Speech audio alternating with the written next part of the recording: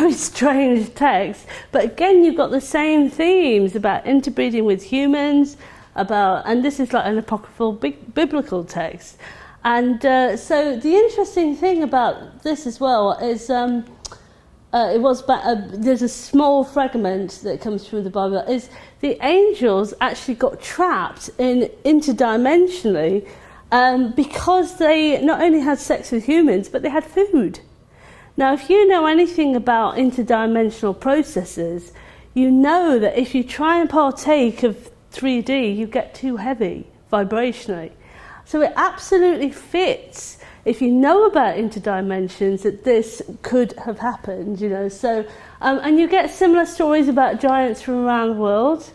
And we, as a society right now, are ignoring the voices of the ancients and not really listening to what they're saying. And we're also wondering where the archaeological evidence is. Well, as I said, if we realise that science is a bit more complicated than just this dimension, and we're going in the accordion effect from the veils being thin to the veils being thick to the veils being thin again, it starts to make sense. We've got to get a wider picture of what the great year is all about in the dimension. So, again, I think I'm talking about... so there's a program at the moment that's very popular called Ancient Aliens, and I think that's very much misleading, because when you think of ancient aliens, you think of some being getting in its craft, somehow going faster than the speed of light, and then getting in, and then all of those things. And I think it's a bit misleading, because what it does, it creates some separation between us and them, and it creates separation from the process. And I think, sorry to say this, you know, I think it might be being done a little bit deliberately, because what's happening is it's making it very exotic, and actually these dimensions are around us all the time. We can access them any time, but by continuously seeing them as ancient aliens, it creates that separation. Okay, so they're not ancient aliens, they're ancient interdimensionals. They're here all around us all the time. And those particular beings in the Book of Enoch, it actually says that they are here they partake of earthly, but they're here to cause havoc for humans until the end of time. They're trapped in this dimension, and they will influence us, create war, all of these things that we think, why are these things happening? Well, this is what it's all about. You know, there are actually beings controlling, and this is just Jim Mars, I think he's talking about, it's a bit quiet, but basically what he's saying is, because you can't hear it very well, is he's saying that the ancient Sumerians say repeatedly that civilization was taught to them by the beings they call the Anunnaki. So just, again, I don't know if you can see that, but this is a picture we took at Tulum, isn't it? And you can see everywhere in Mexico, Tulum in Mexico, can you see that's a wing? That's the you can't see it very clearly in here. These pictures of these beings that come down from the sky to the earth, and they taught human beings, and they're coming back again, according to the ancient people. Now, as I said, there's this... can everyone see this guy, this rather glum-looking guy, or is there too much light? Can you see this king here? He's called King Zahak, and he's looking rather miserable, because he's a guy that's known about in sort of Iran and sort of what we used to call Persia. There are myths about this King Zahak, who was one of the rulers, and he's supposed to have done this thing called, which we call selling your soul to the devil. And so this is this principle that if you give away your soul, these beings, interdimensional beings, can control you. Now, he made an exchange with one of these beings, and again, the same thing, snakes started growing out of his shoulders. And these snakes were hungry every day for human brains. And so poor thing looks very miserable, because he tries to cut them off and they grow back. And he has to go around looking for human brains every day to feed these snakes. So in exchange for power, he gave away his soul. And there's this concept here. I haven't read Lord of the Rings, I'm sorry to say this, but in my Lord of the Rings tarot, there's actually a card called the 9 Rings That Were Made for Mortal Men. Does that ring a bell from the actual... And so it's this concept of exchange of your soul for power. So the the kings exchanged the power themselves.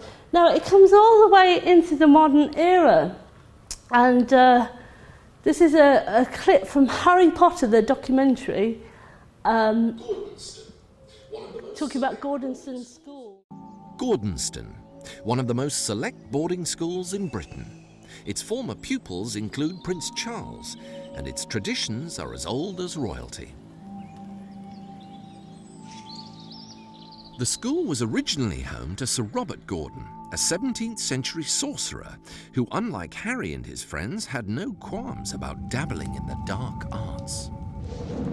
According to Scottish folklore, he sold his soul to the devil.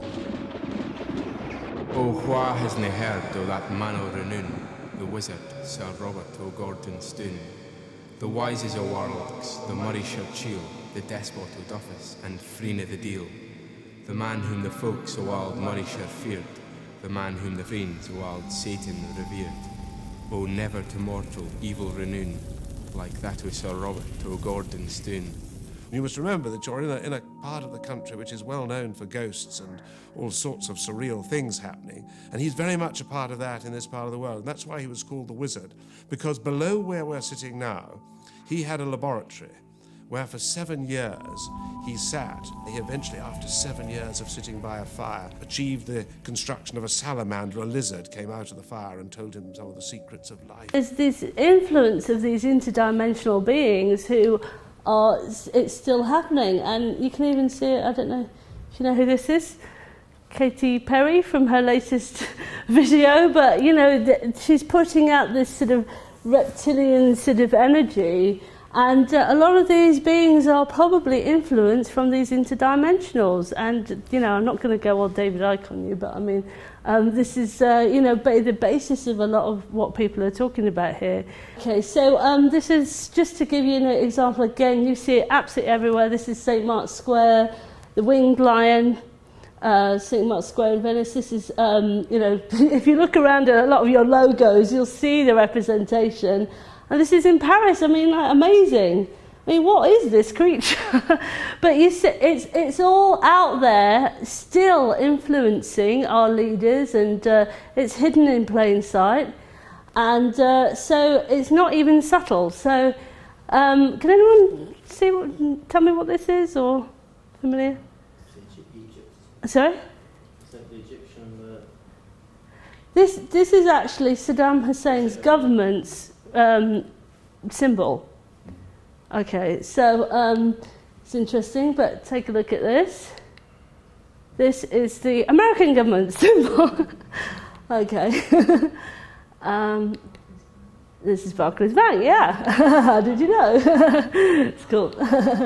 And this is a Nazi symbol.